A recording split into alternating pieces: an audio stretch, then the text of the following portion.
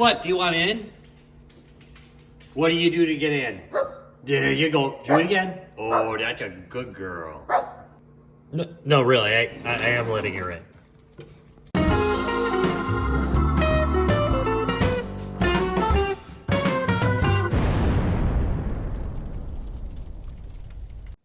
Hey there, real gamers. Retro Rob here, and this is the Lenovo Legion Go. Wow. I'm pretty excited about this one.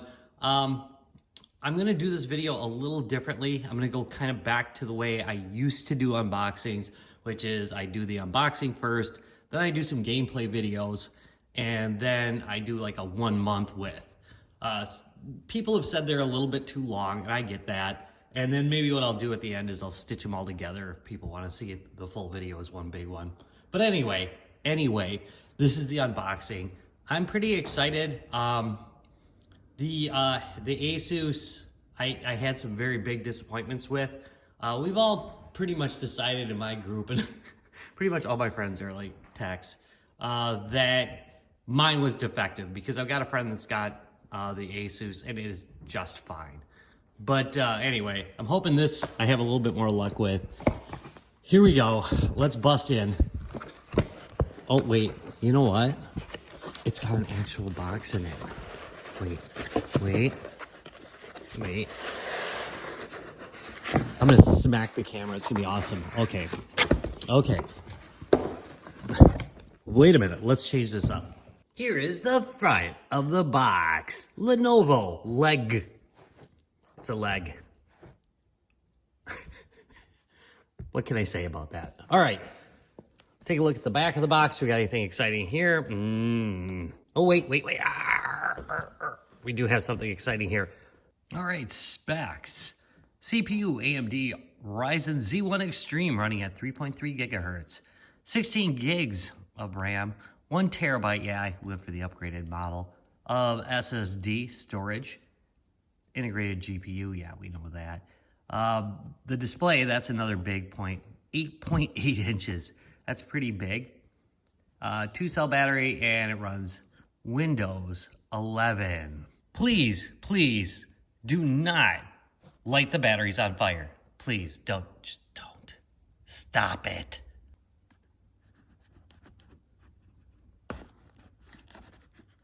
All right, here we go. Okay. I've heard this, and I'm going to agree. It's very reminiscent of the Steam Deck's packaging. Oh my, wait. That's some sad print, but it's there. What else we got in here? Hold on. Little box. Gonna guess it's a power supply.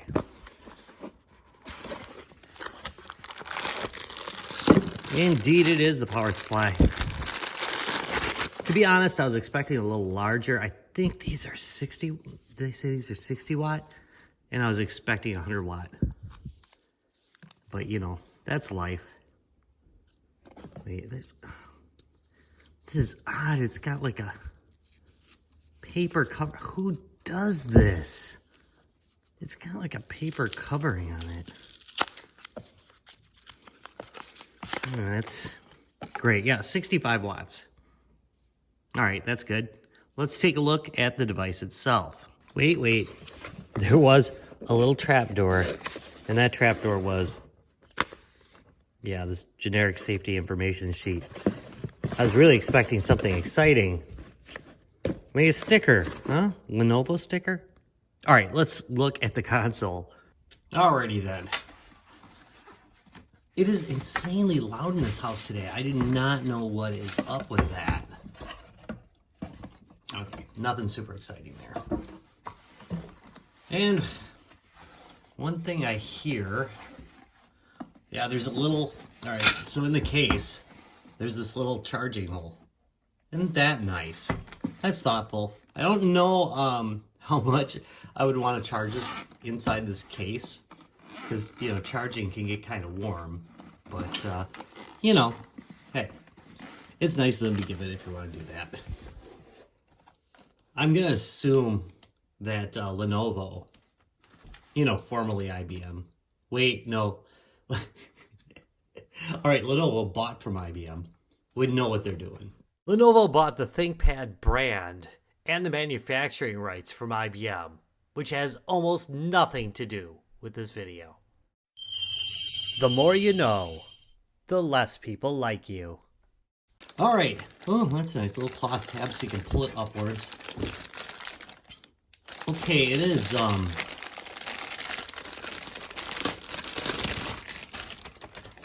there's me. Hey. Wow. It's pretty heavy. And it feels a lot more solid in the hands than I might have expected. It's probably because it's cold, it feels like it's metal. It's not, but it's, oh, it feels nice. Okay. First impression of the thumbsticks, they're okay. They feel okay. But yeah, I don't think they feel as good as like the Steam Decks. But they don't feel bad. They feel nice and professional. We'll have to see how they do on first-person shooters. That'll be the test. D-pad's nice. It's a little bit shallow, but it's very clicky. If you like a clicky D-pad, you've got some win there.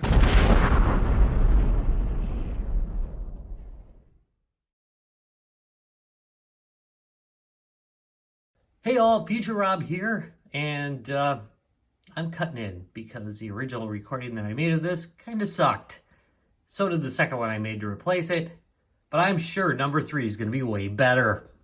Anyway, I mentioned the analog sticks, but right now, since it's on, you can see that it has these glowing rings around it, which I realize is a waste of energy, but God, it looks good. So I'm going to let it pass on that.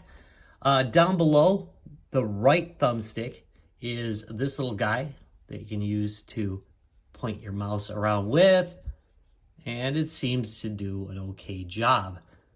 We have the D-pad over here. It's a little bit flat, in my opinion. It's very glossy and very smooth. It doesn't feel too bad, though, so I'm going to give it a shot and see how it goes. You got your usual select and start, or, you know, the menu buttons if you want to go all Xboxy on it. A, B, X, Y. You've got the proprietary menu buttons on the Lenovo. There we go. Notice how I press once, this menu comes up. Press again, this one comes up. So it's really just a press, another press, and then another one, and that one pops up. It's a little kludgy, but you know, that's life. And you got another proprietary button here, and this goes into the Lenovo specific menu that they have built for this device. Looks pretty nice. Haven't had enough time to play with it yet. Haven't even played a game on this. So we'll be doing that in a future video, but I'm excited to try it out because, man, that screen's huge and it looks great. All right, let's take a look at the top.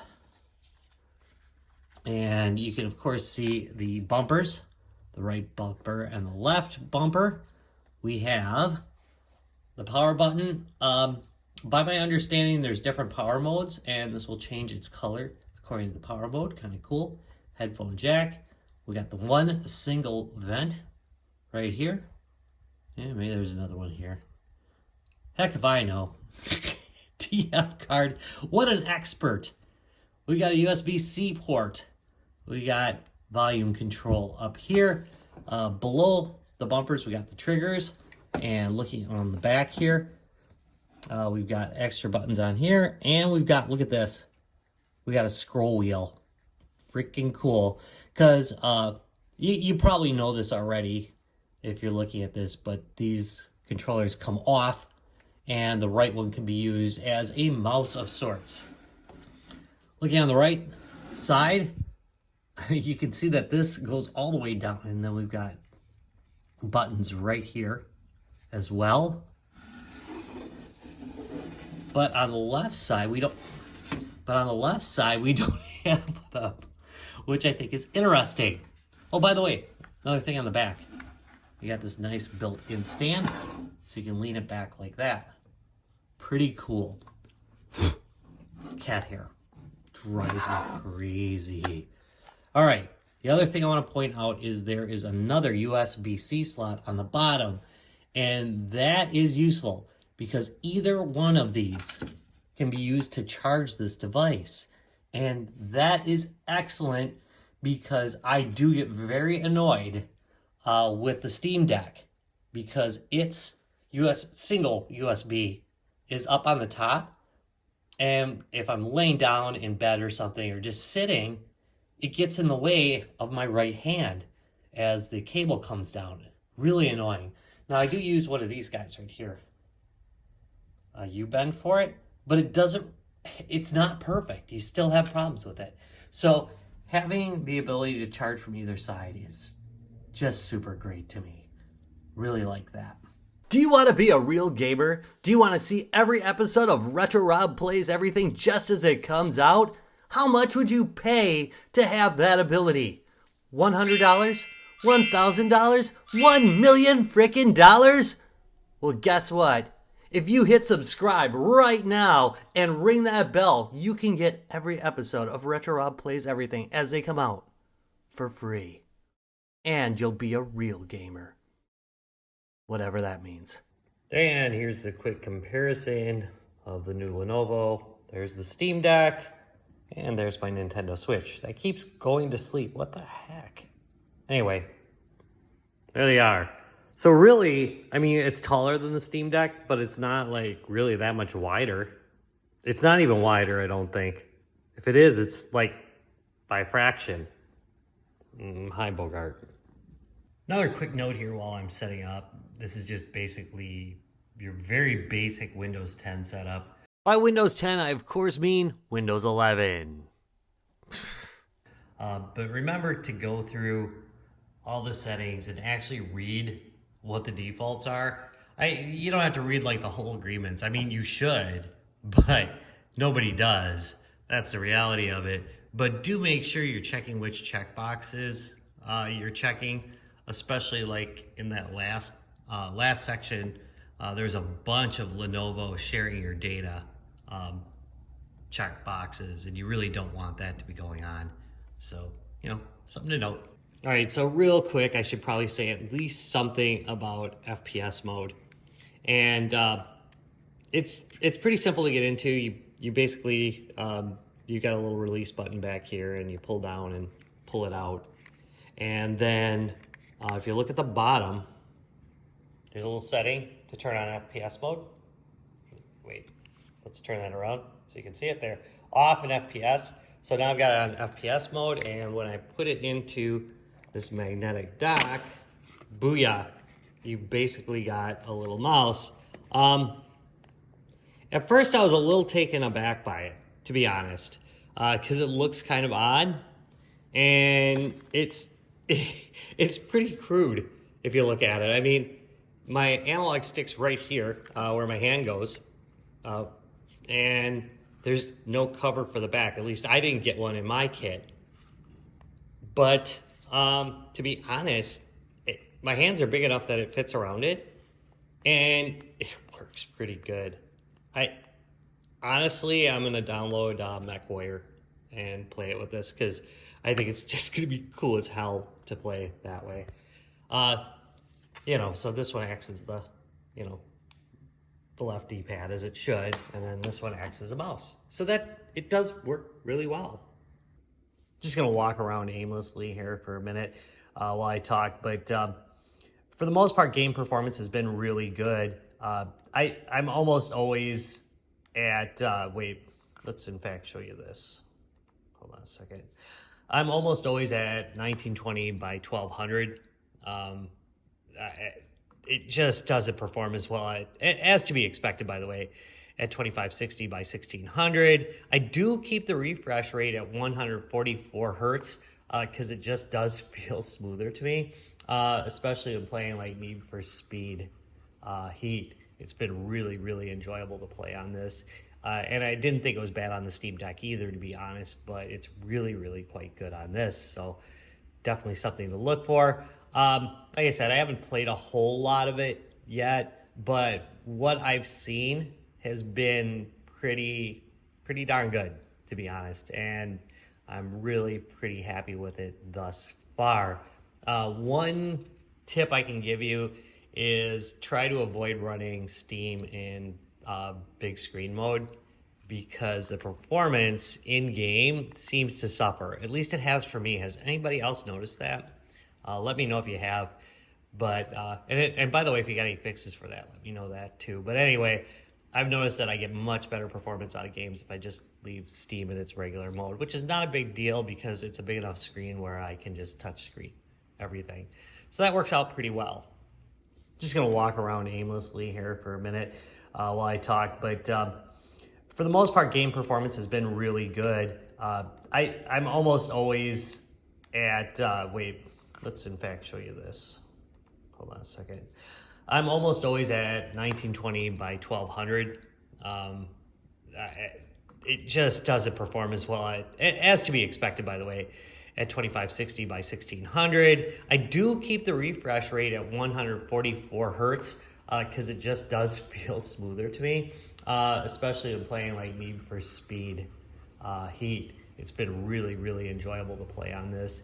And I didn't think it was bad on the Steam Deck either, to be honest, but it's really, really quite good on this. So definitely something to look for. Like I said, I haven't played a whole lot of it yet, but what I've seen has been pretty darn good, to be honest. And I'm really pretty happy with it thus far. One tip I can give you is try to avoid running Steam in big screen mode because the performance in game seems to suffer. At least it has for me. Has anybody else noticed that? Let me know if you have. But and by the way, if you got any fixes for that, let me know that too. But anyway, I've noticed that I get much better performance out of games if I just leave Steam in its regular mode, which is not a big deal because it's a big enough screen where I can just touch screen everything. So that works out pretty well. All right, I think that's about all I have to say for this particular video. Let's close things out. And that, my friends, is a wrap for this unboxing of the Lenovo Legion Go handheld. I am very cautiously optimistic on this device. I felt the same way about the ROG Ally, and we all know how that turned out. But this does feel very well built. I do like the larger screen so far. I cannot wait to play a game on it, and I will definitely be doing some gameplay videos. Speaking of that, if there's anything you would like to see demoed on this as far as games or some kind of feature, let me know in the comments down below and I will try to accommodate it. Don't forget, I will also have either a 2-week or a 1-month update on this depending on how things go. Anyway, I want to thank you guys very much for watching. If you enjoyed it, please give me a thumbs up, subscribe for more, and I'll see you in a couple days. Bye.